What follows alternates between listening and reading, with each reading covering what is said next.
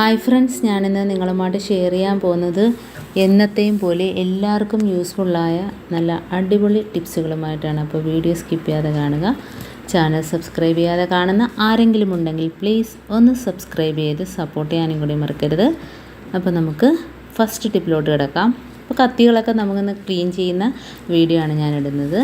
അപ്പോൾ നമുക്കതിനായിട്ട് ഒന്ന് ഗ്യാസ് അടുപ്പ് കത്തിച്ചിട്ട് കുക്കറിനകത്ത് കത്തി എത്രമാത്രം ഉണ്ടോ അത് ക്ലീൻ ചെയ്യാനുള്ള ആവശ്യത്തിനുള്ള വെള്ളം ഒഴിച്ചു കൊടുക്കാം. ഇനി നമുക്കതിനകത്തോട്ട് കത്തികൾ ഇട്ട് കൊടുക്കാം. അപ്പോൾ അതുകൊണ്ട് ഞാൻ ഇത്രയും കത്തികളാണ് എടുത്ത് വെച്ചിരിക്കുന്നത്.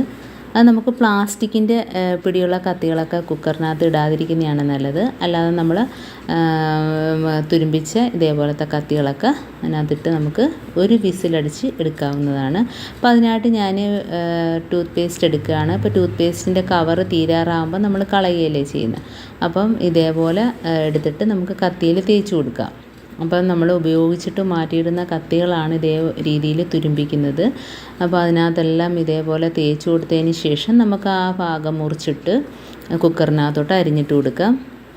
അപ്പോൾ അതിനകത്തുള്ള പേസ്റ്റ് എല്ലാം വെള്ളത്തിൽ ഇറങ്ങിയിട്ട് അത്രയും മാത്രം മതി. പേസ്റ്റ് ഒരുപാടുണ്ട്.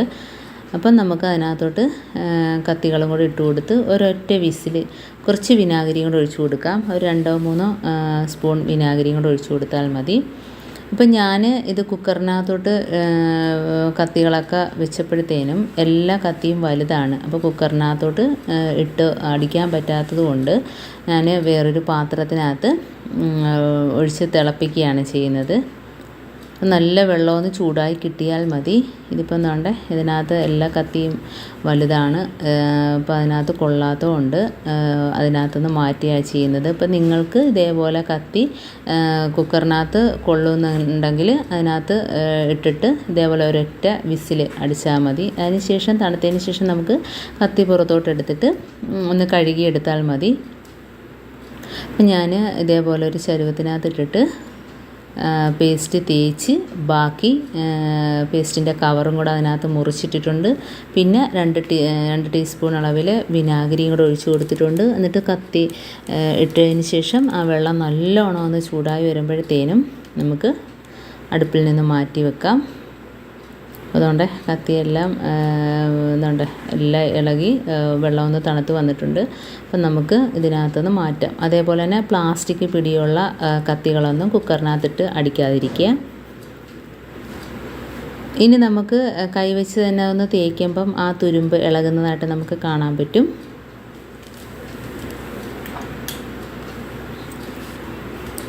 അപ്പോൾ സ്റ്റീലിൻ്റെ കത്തികളിൽ കറ മാറണമെങ്കിൽ ഇതേപോലെ ചെയ്താൽ മതി. ഉണ്ടോ? അപ്പോൾ തുരുമ്പ് പോകുന്നതായിട്ട് നമുക്ക് കാണാം.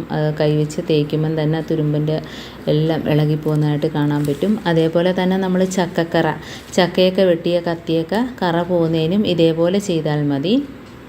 പേസ്റ്റ് വെള്ളത്തിനകത്തൊന്ന് തിളപ്പിച്ചിട്ട് നമ്മൾ എടുക്കുകയാണെങ്കിൽ ഇതേപോലെ എല്ലാം പോയി കിട്ടും. കുറച്ച് വിനാഗിരിയും കൂടെ ഒഴിച്ചു കൊടുക്കണമെന്നേ ഉള്ളൂ. അപ്പം ഇതേപോലെ തുണി വെച്ചോ അതേപോലെ ടിഷ്യൂ പേപ്പർ വെച്ചോ നമ്മൾ ഇതേപോലെ ഒന്ന് ഇതേപോലെ ഒന്ന് തേച്ച് കൊടുക്കുമ്പം തന്നെ അതിനകത്തുള്ള എല്ലാം പോയി കിട്ടും. ഇനി നമുക്ക് ഈ പേസ്റ്റിൻ്റെ വെള്ളം കളയണമെന്നില്ല. അത് നമ്മൾ സിങ്കൊക്കെ കഴുകുന്നതിനും അതേപോലെ തന്നെ നമ്മുടെ ക്ലോസറ്റിൽ ഒഴിക്കുന്നതിനും അതേപോലെ ടൈല് കഴുകുന്നതിനൊക്കെ നമുക്ക് ഈ വെള്ളം ഉപയോഗിക്കാവുന്നതാണ്. നല്ല രീതിയിൽ ക്ലീനായിട്ട് കിട്ടും. കാരണം പേസ്റ്റിൻ്റെ വെള്ളമല്ലേ. അപ്പോൾ ഇതേപോലെ കത്രികയും അതിനകത്തുള്ള അഴുക്കെല്ലാം പോയി കിട്ടിയിട്ടുണ്ട്. അപ്പോൾ നല്ല രീതിയിൽ അഴുക്കുണ്ടെങ്കിൽ ഒന്ന് ബ്രഷ് വെച്ചൊന്ന് തേച്ചാൽ മതി. അപ്പോൾ നമ്മൾ അതേപോലെ ഉപയോഗിച്ചിട്ട് മാറ്റിയിടുന്ന കത്തികൾ തുരുമ്പിക്കുകയാണെങ്കിൽ ഇതേപോലെ ചെയ്യുക. അപ്പം ഉപയോഗിച്ച കത്തികൾ നമ്മൾ എപ്പോഴും ഇതേപോലെ മാറ്റിയിടാതെ ഇടയ്ക്കിടയ്ക്ക് മാറിയും തിരിഞ്ഞൊന്ന് ഉപയോഗിക്കുക. അതേപോലെ തന്നെ എണ്ണ തടവി വയ്ക്കുന്നത് നല്ലതായിരിക്കും. അപ്പോൾ പെട്ടെന്ന് തുരുമ്പിക്കത്തില്ല. കത്തികൾ നമ്മൾ മാറിയും തിരിഞ്ഞും ഉപയോഗിച്ചുകൊണ്ടിരിക്കുക. അതുകൊണ്ട് എല്ലാം നല്ല രീതിയിൽ ക്ലീനായിട്ട് കിട്ടിയിട്ടുണ്ട്. ഇനി ഞാനൊന്ന് കഴുകി കാണിക്കാം. അപ്പോൾ അതെല്ലാം ഒന്നുകൊണ്ട് വെള്ളം ഒഴിച്ച് കഴുകിയെടുക്കുകയാണ്. ഇനി നമുക്ക് ആ പേസ്റ്റിൻ്റെ വെള്ളം ഇതേപോലെ സിങ്കും അതേപോലെ തന്നെ ടോയ്ലറ്റും ടൈലും ഒക്കെ കഴുകുന്നതിനൊക്കെ പ്രയോജനമാണ്. അപ്പോൾ കത്തിയെല്ലാം കഴുകി വന്നിട്ടുണ്ട്. എല്ലാ കത്തിയും നല്ലൊരു തിളക്കം വെച്ചിട്ടുണ്ട് കണ്ടോ. ഇനി നമുക്ക് കത്തികൾ എങ്ങനെ മൂർച്ചയാക്കാമെന്ന് ഞാൻ കാണിക്കുകയാണ്. അപ്പോൾ അതിനായിട്ട് കുറച്ച് മണലാണ് ഞാൻ എടുത്തിരിക്കുന്നത്. എന്നിട്ട് നമ്മൾ ഇതേപോലെ ഇടികല്ലോ അതല്ലെങ്കിൽ ഇതേപോലത്തെ കല്ലൊക്കെ ഉണ്ടെങ്കിൽ അതിൻ്റെ പുറത്ത് വെച്ചിട്ട് തന്നെ നമുക്ക് കത്തി ഒന്ന് തുടച്ച് വൃത്തിയാക്കിയതിന് ശേഷം ഇതേപോലെ ഒന്ന് തേച്ച് കൊടുക്കാം. കാരണം ആ നനവോടെ തേച്ച് ഇതേപോലെ മൂർച്ചയാക്കരുത്. നനവൊന്ന് മാറി തുടച്ചതിന് ശേഷം മാത്രം ഇതേപോലെ ഒന്ന് മൂർച്ചയാക്കി കൊടുക്കുക. പെട്ടെന്ന് തന്നെ മൂർച്ച കൂടി കിട്ടും. ഇപ്പം ഞാൻ ആ കത്തി വെച്ചിട്ട് സവാള അരിയുന്ന കാണിച്ചു തരാം. അപ്പോൾ വളരെ ഈസി ആയിട്ട് തന്നെ കണ്ടോ, നല്ല മൂർച്ചയാണ്. തൊട്ടപ്പോൾ തന്നെ നമുക്ക് സവാളയാണേലും എന്താണേലും നമുക്ക് ഇതേപോലെ ഈസി ആയിട്ട് അരിഞ്ഞെടുക്കാൻ പറ്റും. ഇതേപോലെ തന്നെ നമുക്ക് സ്റ്റീലിൻ്റെ കത്തിയും ആ മണ്ണിനകത്ത് ഇതേപോലെ ഒന്ന് ഉരച്ചെടുക്കാവുന്നതാണ്. സ്റ്റീലിൻ്റെയൊക്കെ കത്തിയും ഇതേപോലെ ഉരച്ചെടുക്കാം മണ്ണിനകത്ത്.